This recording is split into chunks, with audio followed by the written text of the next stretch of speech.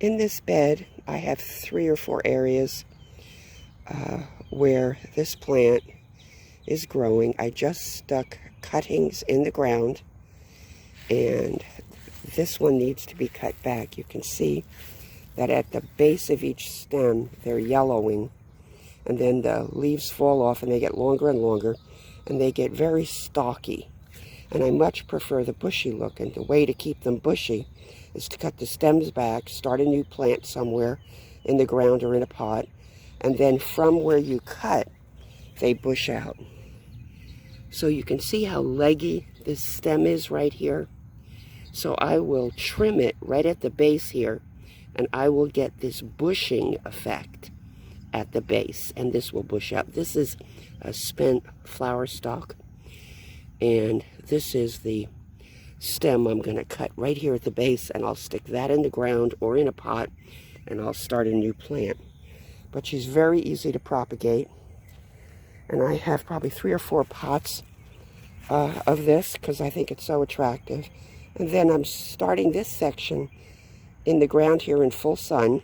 It's on elevated 15 inches. It was 22 inches, but then over time it, commercial compost will sink down a bit. But I started with 22 inches of commercial compost, and so it's very, very good soil, and it's elevated, so it's not soggy. These plants are in full sun. I also have plants, the same plant in shade, does well either way, just not soggy soil. Beautiful little rosettes, new plants on the edge of these leaves. Very happy. These are cuttings which I just took off, and you can see the stems that need to be stuck into the ground. You can put 10 of these or so in a nice sized pot, and they'll root very quickly, and you'll have new growth, and they bush out when you trim the stems. This plant is in the same family as the flapjack plant, Kalanchoe.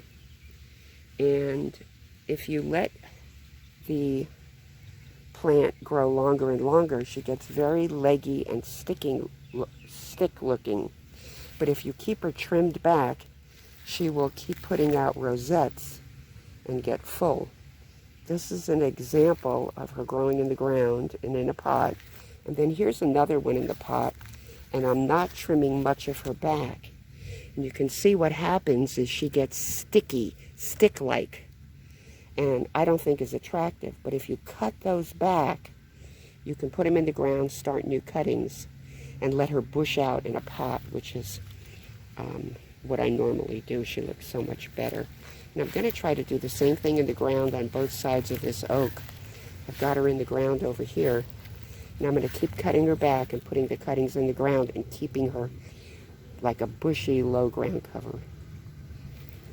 I'm working on this bromeliad area and bench seating area.